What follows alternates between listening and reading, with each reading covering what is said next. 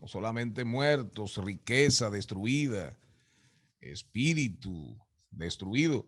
Nos dejó a Balaguer 12 años. Pero ahora vamos a hablar precisamente con un dominicano que ha triunfado en el norte revuelto y brutal, del que hablaba José Martí. Rodolfo Pou, buenas tardes. Buenas tardes a todos, ¿cómo está ese equipo? Aquí tratando de hacer radio. y bien que lo hace. ¿Qué manera de ensayar, Hola Mariotti? Rodolfo, ¿cómo estás? Qué Qué manera de bien. Hola, ensayar. hola jóvenes, ¿cómo están Muy todos? bien, ¿y tú? Súper. Rodolfo, cómo anda el mundo en el mundo grande? Porque nosotros somos el mundito, los submundos, así. El mundo grande, Estados Unidos. Oye, eso suena hasta poderoso. Decir Estados Unidos, eso uno se llena la boca de poder, como si se bebiera un frasco de Fortimal, como decía Jack Veneno. Qué bien. Mariotti, hoy se cumplen los primeros 100 días del presidente Biden y de verdad que el hecho de ser predecible y tener una forma, es ya considerado hasta una forma fresca de hacer política. El ser predecible, ¿quién lo diría? Bueno, hoy Biden se va a dirigir al Congreso y con ello presentará lo que es el Estado de la Nación y lo hará frente a un Congreso mixto, no la tradicional presentación con un Congreso, si se quiere, murmurado de visitantes, invitados y todos los senadores igual que representantes, pero sí de manera conservadora, con una gran presencia del Congreso frente a lo que va a ser su discurso de los primeros 100 días. Ahí va a presentar no solamente sus logros económicos de los últimos 100 días, sino también va a citar la conquista sobre el COVID y cómo hasta la fecha de hoy, en apenas 100 días, se han colocado 200 millones de vacunas se han colocado en los brazos de residentes de los Estados Unidos. También hablará dentro de su orden ejecutiva las medidas que ha tomado en lo referente a migración y aprovechará el espacio también para presentar un tercer plan, llamado, si se quiere, lo está presentando como el plan de la familia americana, en el cual se prevé que va a haber un planteamiento de 1.8 trillones de dólares para la educación, el cuidado infantil y, en fin, entre esas 8.8 mil millones, ¿verdad? Está también de que ninguna familia pagará más de 7% de sus ingresos para el cuidado de sus hijos. También habrá mucho más subsidios universitarios. Se plantea por igual el pago de los primeros 2 años de universidad técnica para cualquier estudiante interesado en estudiar, ya sea pública o privada, el pago completo de esos primeros 2 años. También habrá una extensión sobre el pago a las licencias médicas y en las licencias por eventos familiares, ya sea por tener un hijo o una pérdida en la familia que requiera de la ausencia de un empleador. Y 200 mil millones de dólares también para cubrir lo que es la preescolaridad, el pago de las escuelas de todos los niños que desde antes del kinder ya pueden estar insertándose dentro del sistema educativo. Rodolfo Celine, por aquí tengo una preguntita. ¿Cómo tú entiendes que han acogido a los norteamericanos los primeros 100 días del presidente John Biden? Tú sabes que es que hay un asunto que nosotros pasamos de tener un show, un reality show, a tener una persona, no lo digo porque mis tendencias sean necesariamente, tengo una tendencia demócrata, ¿verdad? Pero sí hay que reconocer y creo que es un gran aliento para, nosotros estábamos viviendo en medio de una pandemia y a la vez estábamos viviendo en medio de un reality show. Nosotros teníamos una pandemia en dos partes. En fin, no podíamos salir a la calle, pero no nos despegábamos de nuestros televisores porque teníamos un presidente que en ocasiones llegó hasta enviar 40 tweets en menos de 2 horas y una persona que se le registró 30,000 mentiras en 4 años. Es una persona que, en fin, tú negociabas con él y no sabías si saliendo de la habitación él iba a comentar con otros y en público lo que ustedes habían discutido en privado. Entonces creo que el hecho de que el presidente, además de que es una persona empática, cálida, su tono, su temple y su decencia le provee al americano más credibilidad, incluso en el ámbito, si se quiere, diplomático, donde ya lo había perdido.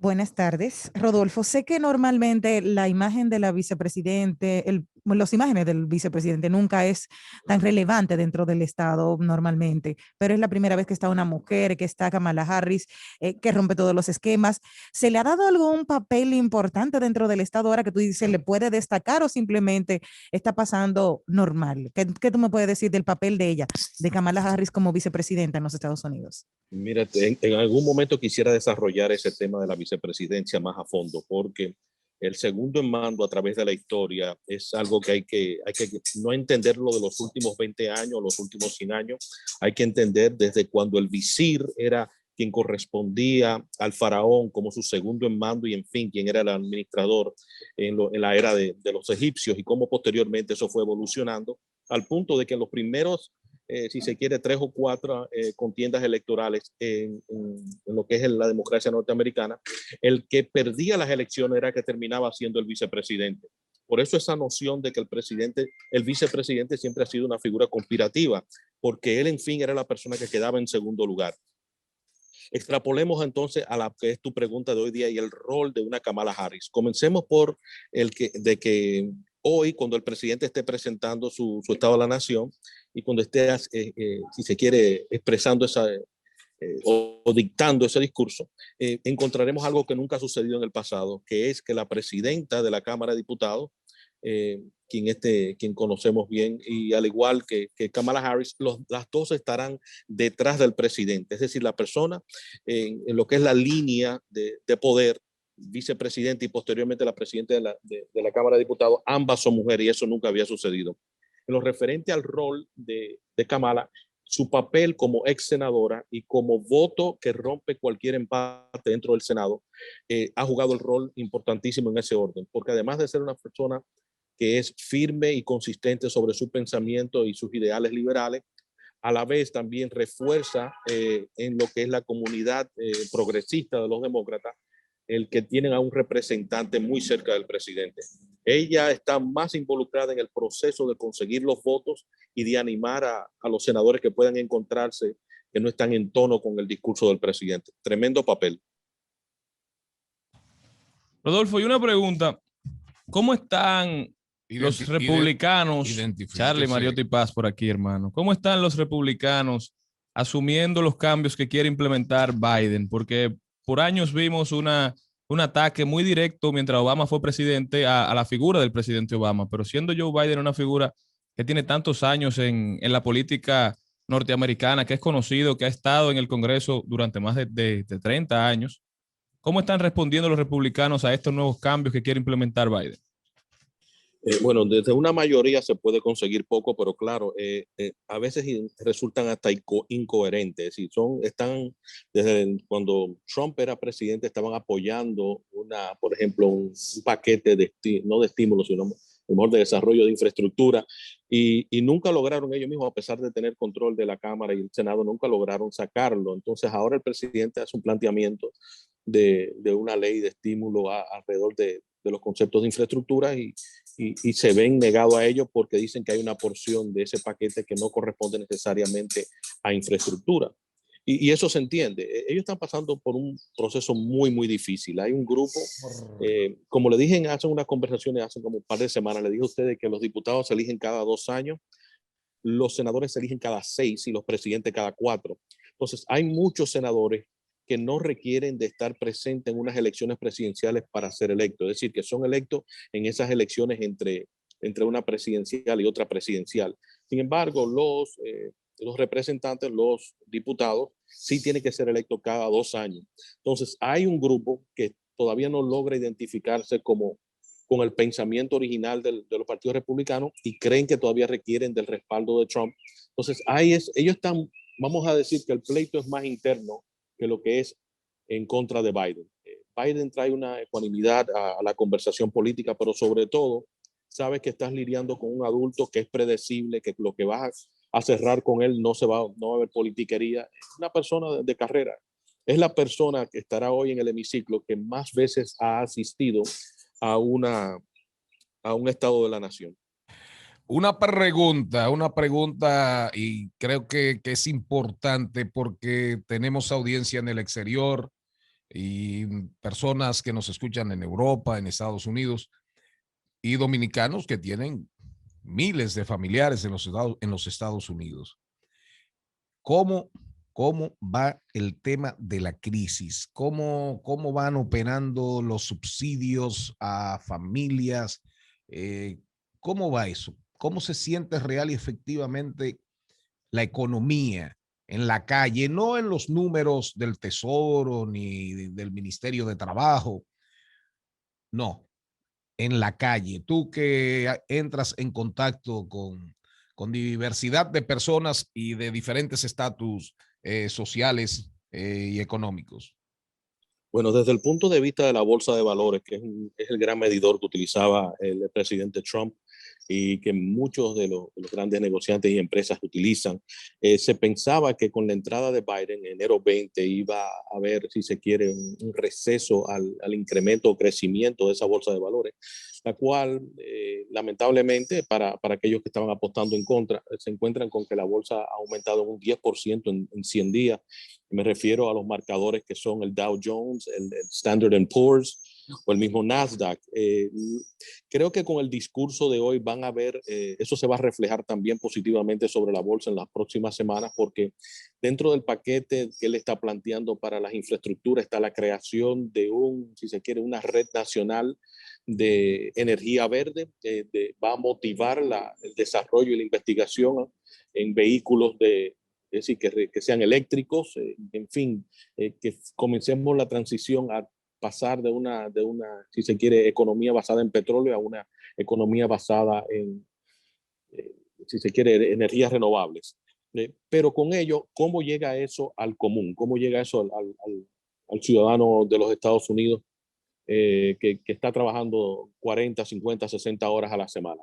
Lo primero es que se le impidió a través del primer paquete que se logró, que fue el paquete de COVID, se impide a que cualquier persona que esté retrasada con alquileres o con pagos de su casa, es decir, de sus cuotas mensuales con el banco, se impide de que esas personas sean retiradas de su casa. No hay forma de enviarle un algo así para removerlo de sus casas hasta que la normalidad económica no llegue a los Estados Unidos. Esa ayuda simplemente le quita el peso que pudiese tener un obrero, una persona que gana módicamente, porque ya le permite de que cuando su economía se establezca, podrá entrar en un acuerdo de pago. En lo referente a la calle, les soy franco, lo que yo estoy viendo, por ejemplo, industrias como la de remodelación de casa, las industrias de equipamiento de casa, de lo que es cambio de nevera, equipos de casa como nevera, estufa y ese tipo, todo eso va en incremento. Hay que visualizar las empresas que son parte de Standard & Poor's, porque el S&P 500 o SP 500 te da las indicaciones de que todo el mundo está, si se quiere, sobreproduciendo. Y aquí hay mucha falta de material, de materia prima, y claro, eso está ahogado con la problemática de los chinos, pero aquí la economía no parece detenerse, de verdad que no. Una última pregunta, Rodolfo Pou. Realmente, ¿cuál fue el último destino conocido del señor Trump? Una. Y la otra, ¿ha bajado la marea con el tema de la discriminación, el tema de los abusos policiales?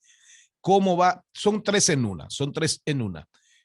¿Cómo va el tema del desarme? ¿Se logrará finalmente ponerle, digamos, cierta pared, un murito, aunque sea, al tema de la adquisición libre de armas que casi opera en todos los Estados Unidos?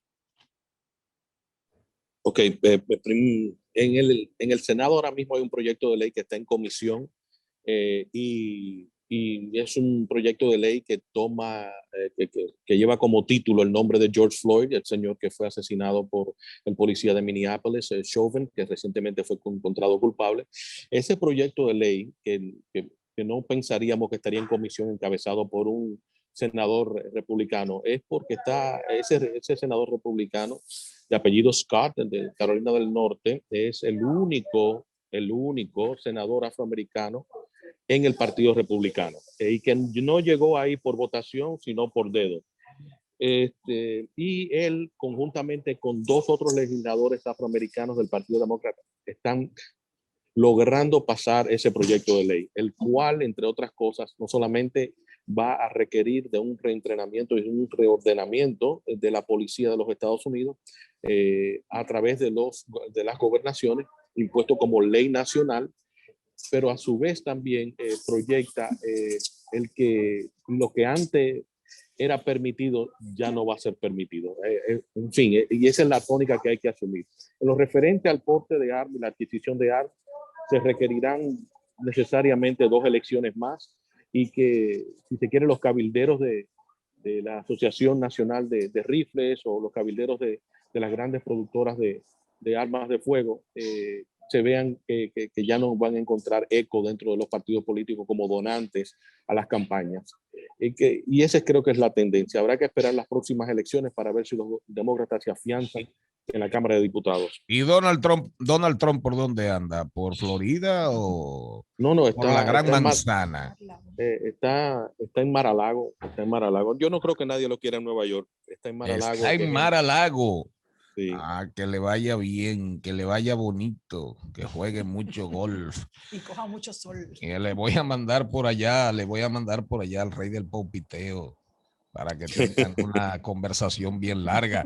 Señor Daniel Pou, salude que ahí lo veo. Señor Pou, salude que ahí lo veo.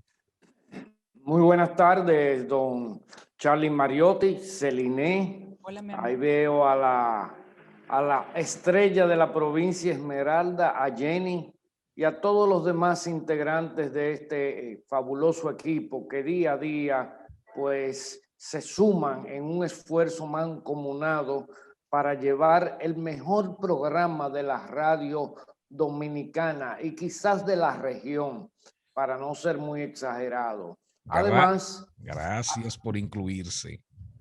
Además, agradecerle a esos amigos solidarios, inteligentes y de buen gusto que día a día nos siguen y nos sintonizan, ya sea por las ondas hercianas o por los medios digitales. Gracias, señor Pou. Rodolfo, quédate ahí que nos vamos al cambio, pero quiero dedicarte a ti, dominicano en el exterior, fragmentos de un poema de don Pedro Mir sobre la invasión norteamericana y la Revolución de Abril, la epopeya dominicana más grande del siglo XX.